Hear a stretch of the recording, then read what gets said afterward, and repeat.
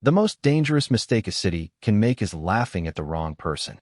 That was the thought many people would later repeat when they remembered the wedding of Damian Moretti and Ethan Walker.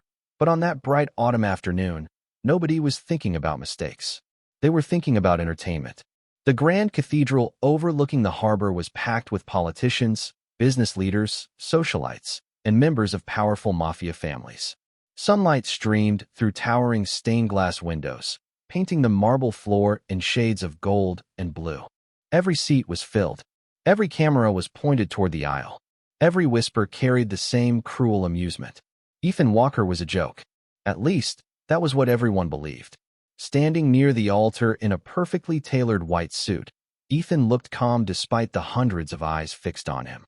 His silver blonde hair was neatly combed, his posture straight, his expression unreadable. To the guests, that composure wasn't confidence. It was resignation. The useless Omega had finally accepted his place. Across the room stood Damian Moretti, the most feared alpha in the city. Tall, broad-shouldered, and dressed in a black suit worth more than most people's annual salary. He looked every bit the powerful mafia boss the newspapers described. His gray eyes remained fixed ahead, giving nothing away. This marriage was not a love story. It was an agreement, a strategic alliance, a decision made to strengthen relationships between influential families. Yet the crowd barely cared about the politics behind it. They cared about Ethan. They cared about the rumors. For years, stories about him had circulated through elite social circles. He was quiet.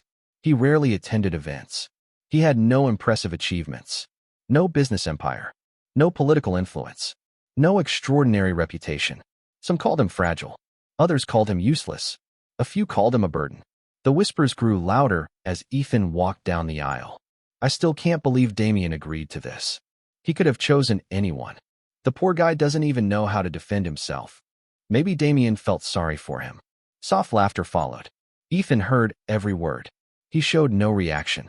That only encouraged them more. Damian heard them too. His jaw tightened slightly, though not because he cared about Ethan's feelings. If anything, he found the entire situation irritating. He barely knew the man he was marrying. Their conversations had been brief, formal, forgettable. Ethan never complained, never argued, never demanded attention.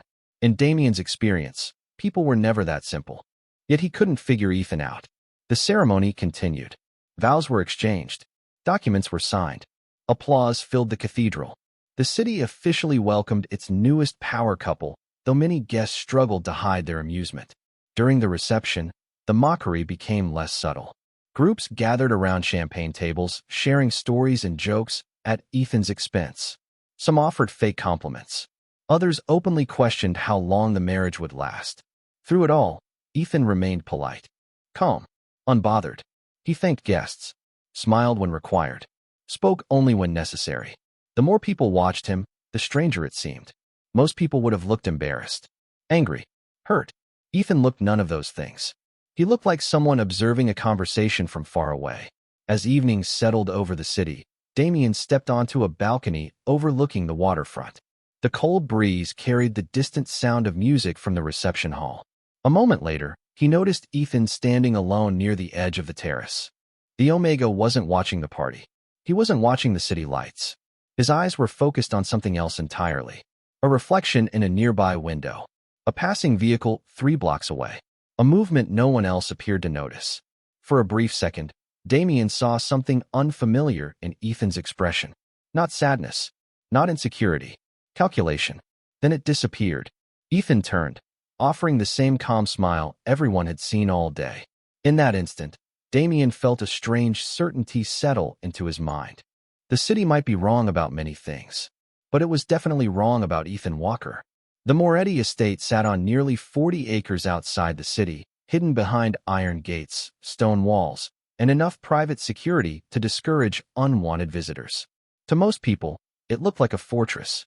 To Ethan, it looked like a place where everyone was watching everyone else. 2 weeks after the wedding, he had settled into a routine that made very little sense to the people around him. Every morning he woke before sunrise, drank coffee alone in the East Garden, and spent long stretches of time reading in the library. He attended family dinners when required. He answered questions politely. He never argued. He never tried to gain influence. The behavior only reinforced what everyone already believed. The new husband of Damien Moretti was harmless. At breakfast one morning, several members of the extended family gathered around the long dining table. Silverware clinked against expensive plates while conversations drifted from business to politics. Ethan sat quietly near the end of the table. Across from him, Sophia Walker smiled as she stirred her coffee. "I heard someone asked Ethan what hobbies he has," she said lightly. "Apparently, he likes reading and gardening." A few relatives laughed. Very useful skills for surviving in this family. More laughter followed. Ethan continued eating without reacting. Damien watched from the head of the table. He had expected frustration by now. Most people eventually pushed back when they were mocked often enough. Ethan never did. It was almost unsettling. Later that afternoon, Damien reviewed security reports in his office. The estate employed dozens of guards, surveillance specialists, and analysts. Every visitor, delivery, and vehicle was documented. Security was one of the few things Damien trusted completely. That confidence lasted until his chief of security entered carrying a tablet. "We have a problem," the man said. "One of the camera systems stopped working for 17 minutes yesterday." Damien frowned. "How?" "We still do not know." The answer annoyed him. Nothing inside the estate was supposed to fail without explanation. That evening, while walking through the western courtyard, Damien noticed Ethan sitting on a stone bench beneath an old maple tree. The Omega was studying a sketchbook filled with architectural drawings. Damien would have continued walking if Ethan had not spoken first. "You should probably replace the camera near the north service entrance." Damien stopped. "Why?" Ethan turned a page. "The angle leaves a blind spot after sunset." Silence followed. Damien stared at him. Very few people even knew where every camera was positioned. "How do you know that?" Ethan shrugged slightly. "I noticed it while walking." Damien waited for more explanation. None came. The answer should have sounded ridiculous. Instead, it bothered him. The next morning, he personally inspected the area. Ethan was right. A row of decorative hedges partially blocked the camera's view after dark. It was a small detail, easy to miss. Yet somehow Ethan had noticed it almost immediately. Over the following days, more strange moments appeared. Ethan casually pointed out a delivery truck using an unusual route through the property. He recognized a maintenance worker who did not belong to the regular schedule. He correctly predicted that a storm would disrupt a planned outdoor event hours before weather forecasts changed. None of it was dramatic. None of it proved anything. But the pattern was becoming impossible to ignore. Damien found himself watching Ethan more closely. The quiet Omega still spent his mornings reading and tending flowers. He still smiled politely when relatives made jokes. He still acted like someone with no interest in power. Yet every so often, Damien would catch that same expression he had seen on the wedding night. Calm, focused, observant, as if Ethan was constantly noticing things everyone else overlooked. And for the first time since their marriage began, Damien started wondering whether the biggest lie in the city was not that Ethan was weak. The biggest lie might be that anyone truly knew him at all. By the beginning of the third week, Damien had stopped dismissing the strange feeling that followed him whenever Ethan was nearby. It was not trust. It was not admiration. It was curiosity, and curiosity was dangerous. In Damien's world, unanswered questions usually came with consequences. Yet every attempt to understand Ethan only created more questions. One rainy Thursday afternoon, Damien hosted a private meeting with several advisors in the estate's conference room. The discussion focused on upcoming business negotiations, transportation schedules, and security arrangements for a charity gala that would bring influential guests from across the state. Everything appeared routine. Halfway through the meeting, Ethan quietly entered the room carrying a folder requested by one of the assistants. He placed it on the table and turned to leave. Then he paused. His eyes moved briefly across a digital map displayed on a large screen. "You may want to change the arrival sequence," he said. The room fell silent. One advisor frowned. "Excuse me." Ethan pointed toward a highlighted route. "If 3 groups arrive within the same 10-minute window, traffic will stack near the eastern entrance. It will create delays." Another advisor chuckled. The schedule was prepared by professionals. Ethan nodded politely. Then they probably already considered that possibility. With that, he left the room. Several people exchanged amused looks. Damien said nothing. 2 hours later, the logistics team reviewed the plan one final time. They discovered Ethan was correct. An overlooked construction project near the Eastern Road would create a temporary bottleneck exactly where he predicted. The schedule had to be revised.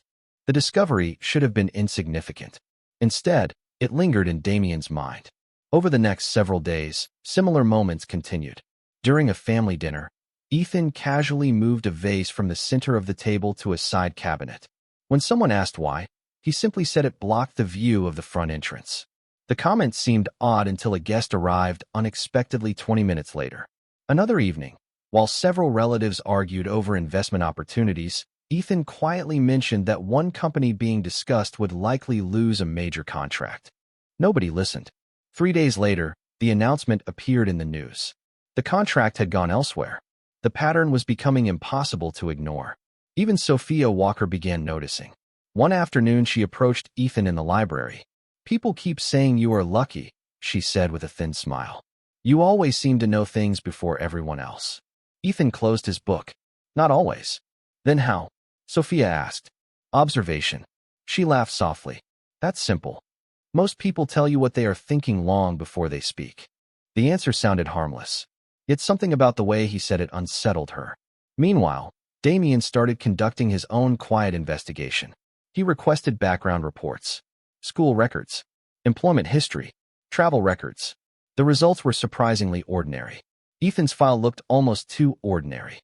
There were no scandals, no criminal history, no signs of unusual training, no explanation for his remarkable awareness.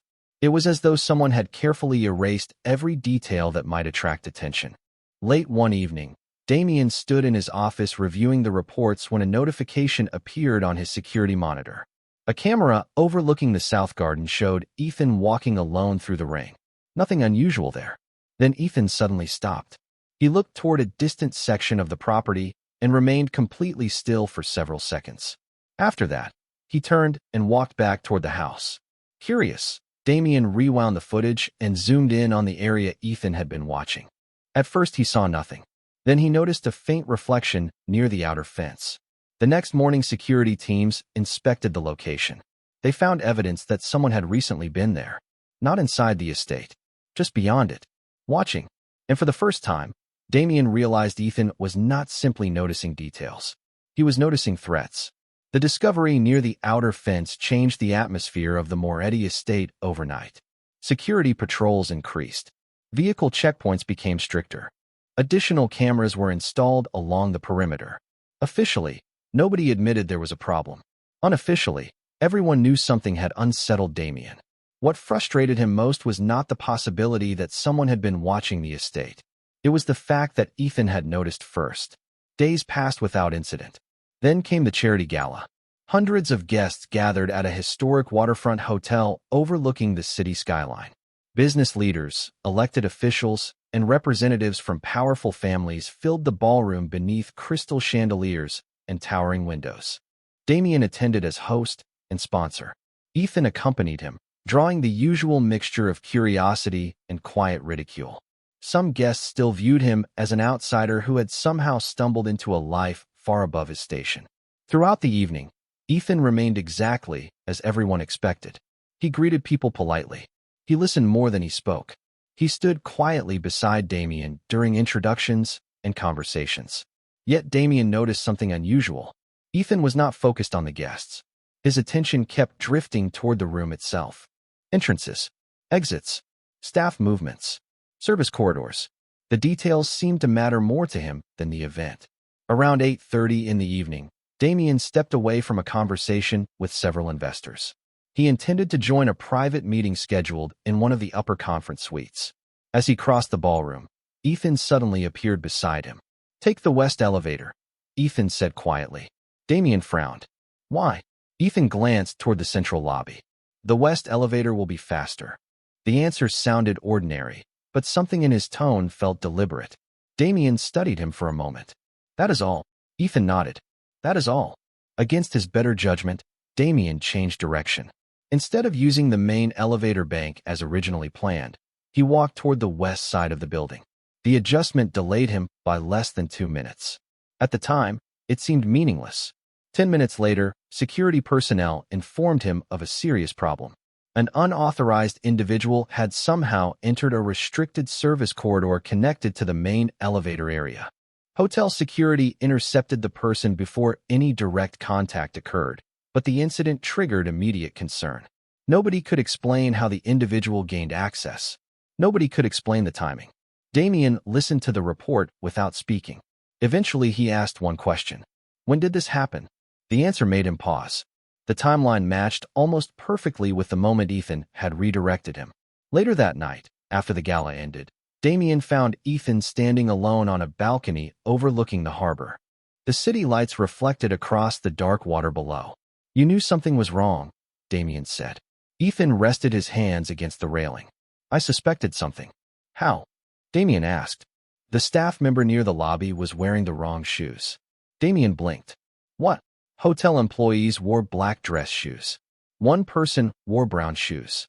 Ethan looked toward the distant skyline. Everyone else was watching faces. "I noticed the shoes." Damien stared at him in disbelief. It sounded absurd, yet the explanation felt completely genuine. No dramatic secret. No elaborate theory. Just observation. For several moments, neither man spoke. Finally, Damien asked the question that had been growing in his mind for weeks. "Who are you really, Ethan?" For the first time since their marriage began, Ethan did not answer immediately. His calm expression remained unchanged, but something distant appeared in his eyes. Something old. Something carefully hidden.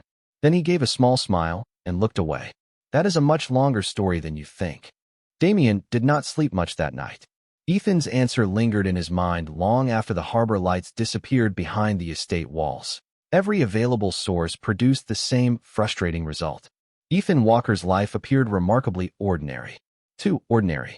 Entire years seemed strangely empty, as though someone had removed every meaningful detail and left only enough information to satisfy routine background checks.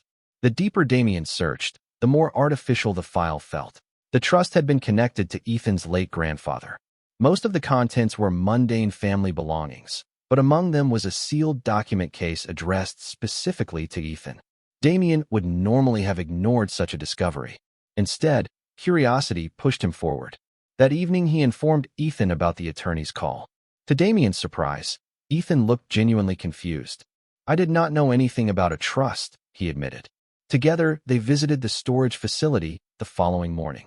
Dust-covered boxes lined the small unit. Old photographs, household records, furniture wrapped in plastic sheets. Nothing unusual. Then Ethan found the document case resting beneath a wooden cabinet. The lock had already been released by the attorney. For several seconds, Ethan simply stared at it. His expression became unreadable. "Are you going to open it?" Damien asked. Ethan nodded slowly. Inside was a collection of papers, several photographs, and a thick sealed envelope. The photographs immediately caught Damien's attention. They showed a much younger Ethan standing beside individuals he did not recognize. Everyone wore identical dark training uniforms. No locations were listed. No names were written on the backs. The images looked less like family photographs and more like records from a specialized academy. Ethan's eyes narrowed as he studied them. "I have not seen these in years," he said quietly. Damien looked up. "You remember them?" Ethan hesitated. "Some of them." Before Damien could ask another question, a folded document slipped from the envelope. Ethan picked it up and froze. For the first time since their marriage began, genuine emotion crossed his face. Not fear. Not sadness. Recognition. Damien watched silently as Ethan read the page. Several moments passed before he finally lowered it. "What is it?" Damien asked. Ethan handed over the document. It was a recommendation letter written nearly a decade earlier. The signature at the bottom belonged to a man named Victor Kane. Damien immediately recognized the name. Victor Kane was not a businessman. He was a highly connected strategist who operated in the shadows of several powerful organizations. Official records described him as a consultant. Unofficial rumors described him as something far more influential. Why would Victor Kane write this? Damien asked. Ethan's gaze remained fixed on the photographs. "Because he was my instructor." Silence filled the room. Damien felt the pieces begin shifting into place. The observations, the instincts, the impossible awareness. For weeks he had suspected Ethan was hiding something important. Now he finally understood one thing. Ethan had not stumbled into knowledge by accident. He had been trained. The only question remaining was why someone with that background had spent years pretending to be ordinary.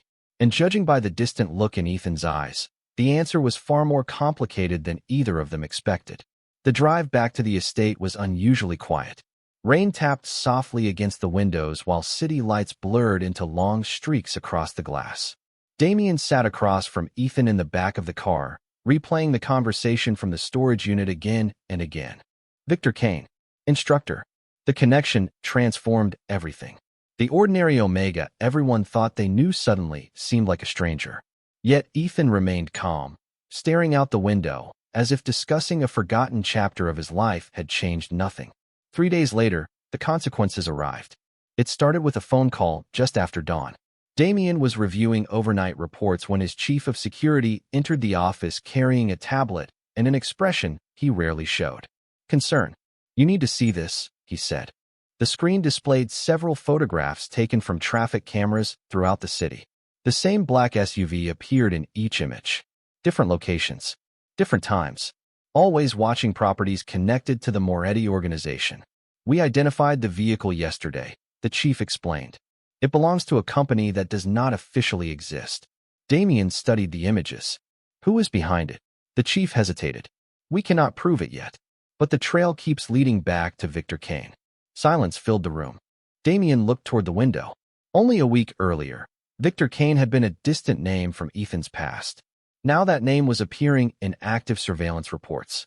The timing felt impossible to ignore. Throughout the day, additional information surfaced. Several longtime business partners reported unusual inquiries about Moretti operations. 2 scheduled meetings were canceled without explanation. An encrypted message intercepted by security analysts referenced a major move being planned within the next 30 days. None of the information pointed directly to a specific threat. Yet together they painted an unsettling picture. Someone was studying the organization. Someone was preparing for something. That evening, Damien found Ethan in the library. The Omega was seated beside a tall window, reading one of the old books he seemed to collect faster than anyone could organize them. Damien placed a folder on the table. "Victor Kane is connected to the people watching us." Ethan closed the book immediately. "How certain are you?" "Certain enough." Ethan remained silent for several seconds. His expression darkened slightly. Not with fear, with recognition. Then he finally decided to move, he said quietly. Damien folded his arms. "You expected this?" Ethan looked toward the rain outside. "I hoped I was wrong." "About what?" Damien asked. Ethan leaned back in his chair. Victor never believed people could leave his world. He taught that once someone learned enough, they belonged to the system forever. Damien felt a chill he could not explain. "And you left anyway?" Ethan nodded. "Years ago." "Why?" Another long pause followed. "Because eventually I realized observation can protect people," Ethan said. "But it can also be used to control them." Victor preferred control. The answer lingered between them. Before Damien could respond, his phone vibrated. A new security alert flashed across the screen. Additional surveillance activity had been detected near one of the family's warehouses. Another location. Another unexplained appearance. The pattern was accelerating. Damien slowly lowered the phone. Across the room, Ethan had already seen the expression on his face. He did not need an explanation. He already understood. And for the first time since their marriage began, Damien realized the danger approaching the Moretti family might not be random. It might be connected to a past Ethan had spent years trying to escape. Worse still, judging by the look in Ethan's eyes, that past was getting closer every day. The following week felt like the calm that sometimes settles over the ocean before a storm. The Moretti estate remained active, meetings continued, business contracts moved forward, and family dinners followed their usual routines, yet an invisible tension lingered beneath everything. Security teams reported unusual activity almost daily. Vehicles appearing briefly near company properties. Anonymous inquiries about travel schedules. Digital probes targeting communication systems. None of the incidents were severe on their own, but together they formed a pattern that could no longer be ignored. Damien responded by strengthening every precaution available. Additional personnel were assigned to key locations. Schedules became less predictable. Access to sensitive information was restricted. Even family members noticed the changes. Sophia complained openly that the estate felt more like a military facility than a home. Nobody paid much attention to her complaints. Ethan, however, seemed strangely calm. If anything, he appeared more focused than before. He spent long hours reviewing estate maps, walking the grounds, and quietly observing routines that everyone else took for granted. One evening, Damien found him studying a blueprint of the main residence. "You have been looking at that for an hour," Damien said. Ethan nodded. "I know. What are you searching for?" Ethan traced a finger along a hallway. "Patterns." Damien pulled out a chair and sat beside him. "And what do the patterns tell you?" Ethan looked up.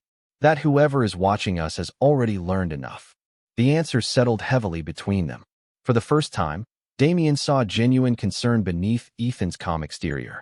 Not panic, not fear, concern. Later that night, a confidential alert arrived from one of Damien's most trusted contacts. The message contained only a few lines, but it immediately changed everything. Victor Kane had recently gathered several former associates from his old network. The purpose of the meeting remained unknown. The timing did not. Damien shared the information with Ethan the next morning. Ethan read the report twice before setting it down. "It is happening sooner than I expected," he said quietly. "What exactly is happening?" Damien asked. Ethan stared through the office window toward the distant tree line surrounding the estate. "Victor does not gather people unless he intends to send a message." Damien crossed his arms. "Then let him send it." Ethan shook his head. "You still do not understand him. Victor believes preparation wins before confrontation ever begins. If he is moving openly now, it means months of planning already happened." By evening, reports began arriving faster than security teams could process them.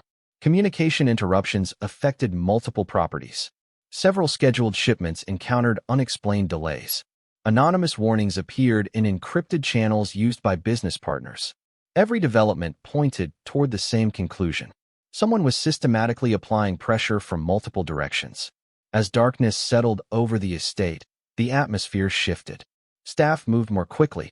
Security personnel checked positions repeatedly. Even the air seemed heavier. Damien stood in the central operations room reviewing updates when a new alert appeared on one of the monitors. Activity had been detected simultaneously at several locations surrounding the property. Nothing dramatic. Nothing openly threatening. Just enough movement to confirm what Ethan already suspected. They were being tested. Damien looked across the room toward Ethan. The Omega had been watching the screens in complete silence. His expression remained calm, but there was something different about him now. The uncertainty was gone. Whatever memories Victor Kane's name had awakened, Ethan had finally accepted them. Slowly he stood and closed the folder in front of him. "They are here," he said. Nobody in the room questioned how he knew. Because after everything that had happened, everyone had started realizing the same thing. Whenever Ethan noticed something first, the rest of the world usually caught up later. The estate remained awake long after midnight. Security teams monitored every screen, every gate, every communication channel. Reports continued arriving from across the property, each one confirming the same reality. Someone was probing for weaknesses. Someone was measuring responses. Yet the expected crisis never arrived. Instead, the pressure seemed to shift in strange directions. Systems that had worked perfectly for years suddenly encountered unusual interruptions. Scheduled deliveries appeared at incorrect entrances. Visitor credentials contained small inconsistencies that should not have existed. Individually, none of the issues seemed serious. Together, they formed a puzzle. While security personnel focused on immediate concerns, Ethan focused on the pattern itself. For hours he sat before a large digital map of the estate and surrounding properties. Colored markers covered the screen. Arrival times, communication delays, vehicle movements, staff rotations. Damien watched from across the room as Ethan quietly rearranged information no one else considered connected. Finally, just before dawn, Ethan stood. "It is not the estate," he said. The room fell silent. Damien looked up from a report. "What is not the estate?" Ethan pointed toward the map. "Everyone assumes these activities are testing our defenses. They are not. They are testing our reactions." Several security specialists exchanged confused glances. Ethan continued. "Someone wants us looking in the wrong direction." He began moving markers across the screen. As he did, an entirely different pattern emerged. The scattered incidents suddenly aligned around one specific objective. Not a building, not a shipment, not a business operation. A person, Damien. The realization sent a wave of silence through the room. Ethan's voice remained calm. Every distraction occurred shortly before one of Damien's schedule changes. Every irregularity generated new security responses. Someone has been collecting information about how this organization protects its leader. One analyst stared at the screen. How did we miss that? Ethan offered a faint smile. Because they expected you to. Within hours, teams began reviewing months of archived data using Ethan's framework. The results were astonishing. Hidden connections appeared everywhere. Patterns nobody had recognized suddenly became obvious. What experienced investigators failed to notice for weeks, Ethan uncovered in a single night. News of the discovery spread quickly through the estate. The same relatives who once laughed at Ethan now whispered about him with uncertainty. Some called it luck. Others called it coincidence. Fewer and fewer people believed either explanation. Later that afternoon, Damien met privately with several senior advisors. Every recommendation presented during the meeting had already been anticipated by Ethan earlier that morning. Every concern raised by analysts matched observations Ethan had quietly recorded days before. By the end of the session, nobody was questioning his insight anymore. They were questioning how someone they dismissed for months could consistently stay several steps ahead of everyone else. That evening, Sophia Walker approached Damien near the West Terrace. Her usual confidence had vanished. "Did you know?" she asked. Damien looked toward the gardens below. "Know what?" Sophia hesitated. That Ethan was capable of all this. Damien thought about the wedding, the jokes, the assumptions, the countless times people underestimated the quiet Omega who rarely defended himself. Then he remembered the security maps, the observations, the discoveries, and the growing realization that Ethan had been protecting people long before anyone noticed. "No," Damien admitted. "I did not." Across the estate, Ethan stood alone beneath the evening sky, studying the distant tree line beyond the property. For months, he had hidden in plain sight. For years, he had buried pieces of his past. But now the truth was becoming impossible to conceal. The person everyone believed was the weakest member of the family had quietly become the one person holding the entire situation together. And for the first time, the Moretti family was beginning to understand exactly how badly they had misjudged him. The weeks that followed brought a transformation nobody could have predicted on the day of the wedding. The atmosphere inside the Moretti estate changed first. Conversations stopped when Ethan entered a room, not because people wished to mock him anymore, but because they had started paying attention. The advisors who once dismissed his observations now requested his opinion before major decisions. Security teams consulted him when reviewing unusual reports. Even relatives who had spent months questioning his place in the family found themselves watching him with a mixture of respect and disbelief. Yet Ethan behaved exactly as he always had. He continued reading in the library. He continued walking through the gardens before sunrise. He continued speaking only when he felt it was necessary. The attention around him changed. He did not. One afternoon, Damien organized a private gathering at the estate. Senior family members, advisors, and trusted associates filled the main hall. Officially, the meeting focused on future plans for the organization.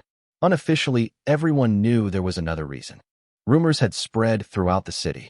Stories about Ethan's insight and the discoveries that had protected the family had traveled far beyond the estate walls.